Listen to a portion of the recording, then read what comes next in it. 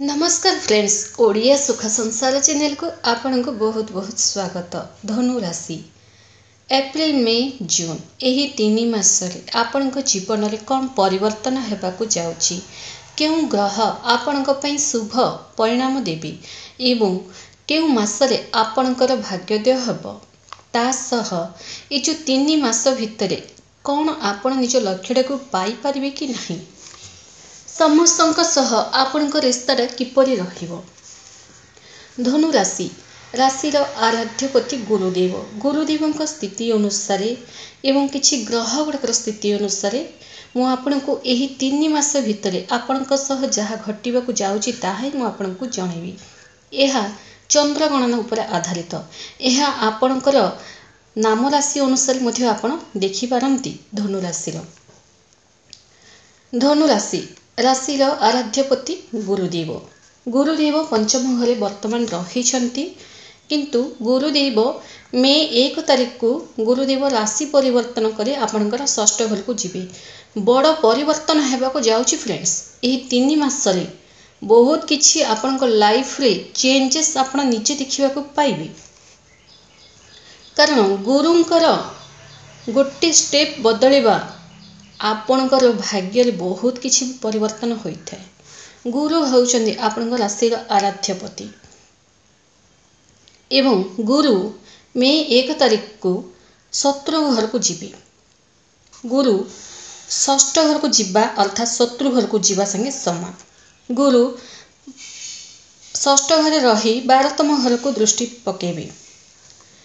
धनु राशि वाले निजर स्वास्थ्य को आपण जोगी चाहे चलवाक ही पड़ो।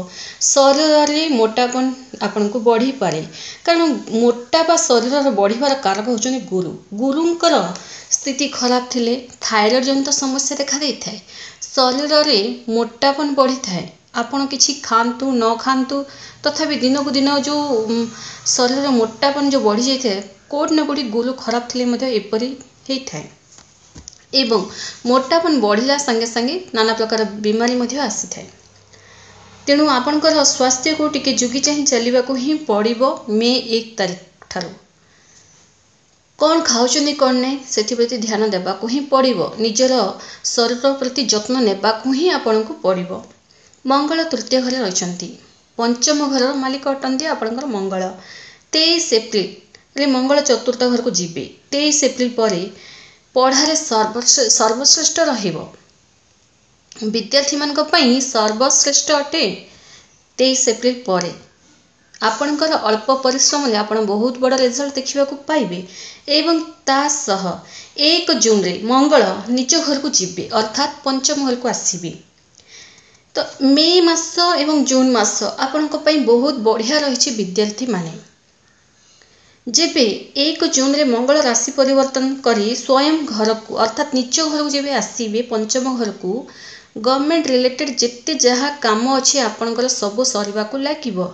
आपण जदि गवर्नमेंट जॉब चाहूचंती तो निश्चय 1 जून पर चेष्टा करंतु आपनको गवर्नमेंट जॉब मिलिबो ही मिलिबो। कारण पंचम घर मालिक निज घर को जीवा शुभ फल ही देथंती। केवल मंगल नुहे, जो ग्रह जदि निज घर को जाती शुभ परिणाम देखा मिलता है। सही जगार आपण भी निज घरे आपण सब किछि सफा सुतरा कर रखी ही थांती। निज घर को आपण केबे भी खराब करने को चाहती नहीं ना। ठीक सही परी जो ग्रह निज घर को जाती शुभ फल ही दे थांती। तो विद्यार्थी मानक पई बहुत बढ़िया रही। मे जून चाकरी मिलिबार फुल संभावना रही। गुरु बुध एक साथी रहिचंती। मंगल शनि एक साथी रहिचंती।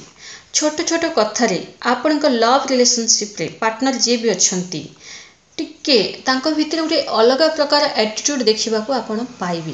गोटे अलग प्रकार बिहेवियर देखिबाकू पाइबे। आपनको लागिबो कि आपणक पार्टनर अन्य कहा सहित देखा सेखा करूचंती, अन्य कहा सहित मिसुचंती, सेथिपई से आपनको इग्नोर करूचंती एपरि आपको देखा दे पाए। कारण मंगल एवं शनि एक साथ रहिबा निज लवमेट भितर गोटे अलग प्रकार एटीट्यूड सह गोटे घमंड मध्ये देखिबाकू आपण पाई पारंती। आपनको लागे पारे कि ये मो पई ठीक नुहे, ये मते ठकुची धोखा दउची, एमिति भी आपनको ଲାଗିପାରେ। କିନ୍ତୁ ଏଇ ସବୁ ସମସ୍ୟା ଦୂର ହେବ 23 ଏପ୍ରିଲ ପରେ, କାରଣ ମଙ୍ଗଳ ଯେବେ ଶନିଙ୍କ ଠାରୁ ଦୂରେଇ ଯିବେ, ମଙ୍ଗଳ ଯେବେ ରାଶି ପରିବର୍ତ୍ତନ କରିଯିବେ, ତେବେ ଆପଣଙ୍କର ଲଭ୍ ରିଲେସନସିପ୍ରେ ଯାହା ବି ପ୍ରୋବ୍ଲେମ୍ ଥିଲା ସବୁ ପ୍ରୋବ୍ଲେମ୍ ଆପେ ଆପେ ତାର ସମାଧାନର ବାଟ ଫିଟିବାକୁ ଲାଗିବ। ଏବଂ ଏଇ ଯେଉଁ ସମୟରେ 3 ମାସ ଭିତରେ ଆପଣଙ୍କର ଫ୍ରେଣ୍ଡସିପ୍ ମଧ୍ୟ କାହା ସହିତ ହେଇପାରେ। କେହି ଯଦି ଆପଣଙ୍କ ଲାଇଫକୁ ଆସି ବି ପାରନ୍ତି, ତାଙ୍କ ସହିତ ଆପଣଙ୍କର ଫ୍ରେଣ୍ଡସିପ୍ ମଧ୍ୟ ହେଇପାରେ ଏବଂ ନିଜର ମନ କଥା ତାଙ୍କ ସହିତ ଆପଣ ସେୟାର ମଧ୍ୟ କରିପାରନ୍ତି। ଦାମ୍ପତ୍ୟ ଜୀବନ ଆପଣଙ୍କର ଭଲ ରହିବ 3 ମାସ। ଯାହା ବି ଝାମେଲା ଥିଲା, ଯାହା ବି ଟେନସନ୍ ଥିଲା, ସବୁ ଦୂର ହେବ ଆପଣଙ୍କର।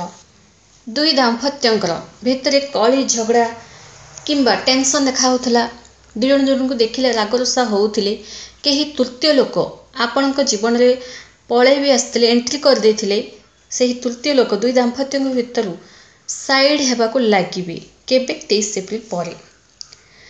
ଦେଖନ୍ତୁ, ଆପଣଙ୍କର ଭାଗ୍ୟାଧିପତି ହେଉଛନ୍ତି ସୂର୍ଯ୍ୟଦେବ।